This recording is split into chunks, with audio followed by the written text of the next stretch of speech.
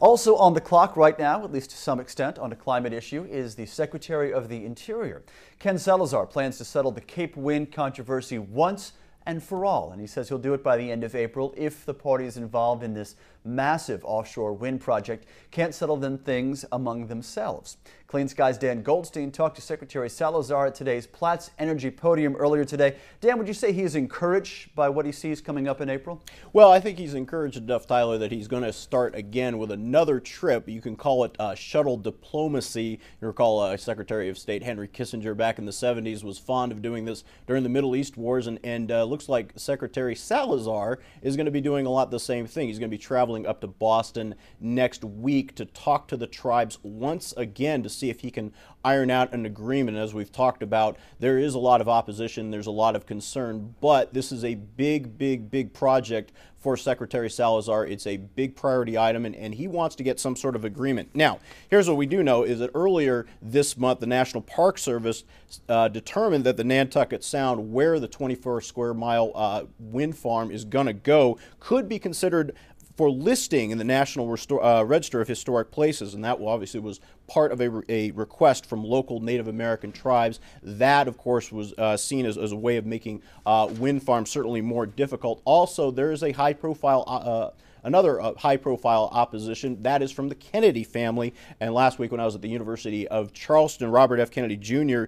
Told me that he said the Nantucket Sound was not the right place, though Ken Salazar today at the Platts podium said he's determined to come to an agreement. Obviously, he's extended a comment period on this project to the end of next month.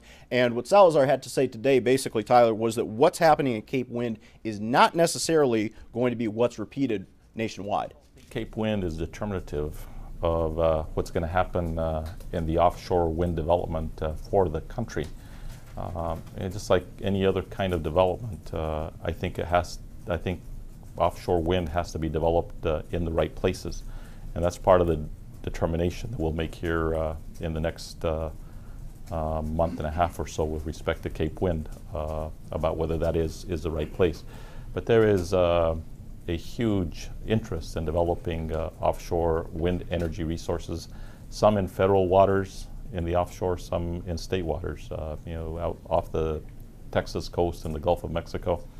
There are a number of companies that are moving forward with projects that they want developed. Everywhere that I go along the Atlantic coast, the governors, Democrats and Republicans alike, have projects that they want to see brought online with offshore wind.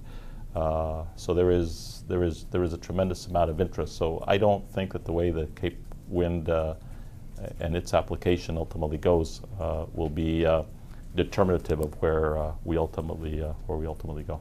And Tyler, that's not the only activity we might see off the Atlantic coast soon. How much oil is out there as well could be an issue as well. Private companies want to find out, and so does the Interior Department.